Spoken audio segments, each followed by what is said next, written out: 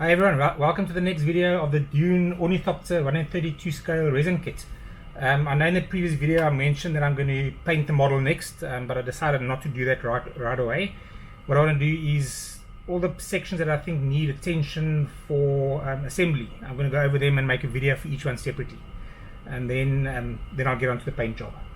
Okay, so that'll basically be the tail, and then the ramp, and the ramp detail, and then the front legs, and the spotlight, and then the interior, and then I'll get on to painting, because I'm first going to fit everything together before I actually throw paint on this model. Okay, so you guys have seen these, or I have mentioned before that the tail piece needs to be sanded down and filled, which I'm going to do shortly. I've really sanded it down slightly, as you can see, and I think I've shown in the previous video that I've already drilled the holes from the bottom, from that side, through the part, and I've screwed it in from the top and to make sure it fits. But this still needs a top piece, which is this one. Okay, so what I did then was, because this is the area where the two screws go in, it's actually recessed. So drill through these. You can tap them if you want, or make them larger. Okay, then fit them on. So you push them into the recess of the opening of the tail, and then because everything's lined up, it should screw straight into the model. Okay, so test fit them. I know this goes in because I had it in before. Okay, so once you're happy that, I'm not going to go all the way, that everything fits nicely and it's all flush, etc., then with this screwed in, glue this part on. Glue this piece into the FDM printed part, including your rear section, the flat piece. Okay, so that you have everything aligned before the glue sets. And then once that's in, okay, because it's supposed to be part of this tail, is the area obviously where it's around the edge, needs to be filled. So then you can fill that and all the rest at the same time. Okay, so I've cleared up these edges with a blade. The next thing I'm going to fit on this, which I actually haven't tested yet, but before I actually glue it in, I want to sand everything down and do the filler.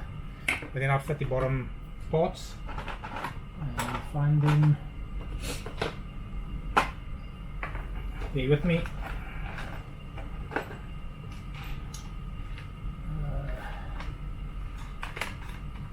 Hello. Where are you? I don't know where those parts are now. Anyway, they're around here somewhere. Anyway, I'll test fit them, and then when they fit, then I'll glue this piece on, and then I'll paint the whole part. Okay, I'm not going to glue the rear section on, because I need to transport this model back home. I'm not home at the moment, so feel free to glue it on or not. Okay, then obviously your rear parts, which I don't have with me now, you can glue them on. If you're going to add lighting, then I recommend drilling your holes before. Well, I mean, this is an open area, even though it's got support material inside. You can feed a wire through it and drill a hole through the wall and this wall. Okay, then just run a wire through.